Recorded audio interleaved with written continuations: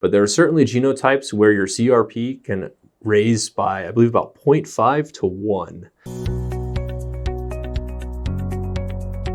I suppose we couldn't have an individualized seed oil podcast without talking about genetics a little bit. And this is something that I see cited every once in a while. And usually when people are being more reasonable about discussing, like, are seed oils harmful? Are they inflammatory? And the answer to almost every question in health and medicine is, it depends. So when it comes to genetics, are seed oils harmful or helpful? Yeah, it can be both. So I don't know if I'd say helpful, but there are certainly genotypes where your CRP can raise by, I believe, about 0.5 to 1. Not necessarily everybody has to check their genotype for this. Precision genomic medicine is where things are going, and we are certainly interested in this. So if you're a PhD or an MD or a DO heavily into clinical genomics, or another applicable field like pharmacogenomics or pharmacology, add us on LinkedIn. We'd love to have a conversation, especially if you have insight into where things are going, but not to rabbit trail too much. For some people, yes, seed oils can raise acute phase reactants, which are inflammatory markers, and potentially be deleterious in even moderate amounts.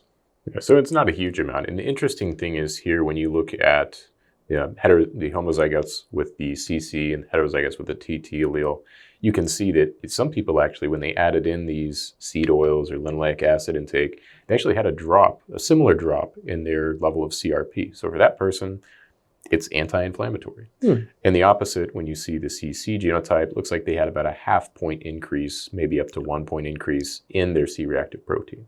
So this is where you may consider investigating if someone does have kind of a refractory or a mystery low-grade systemic inflammation, just not adding up. They're very insulin sensitive, they're exercising, they're doing all the right things. You don't see any clear cause of this.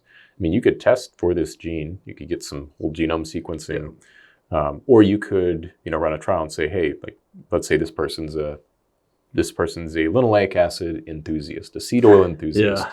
I put canola on everything instead of hot sauce.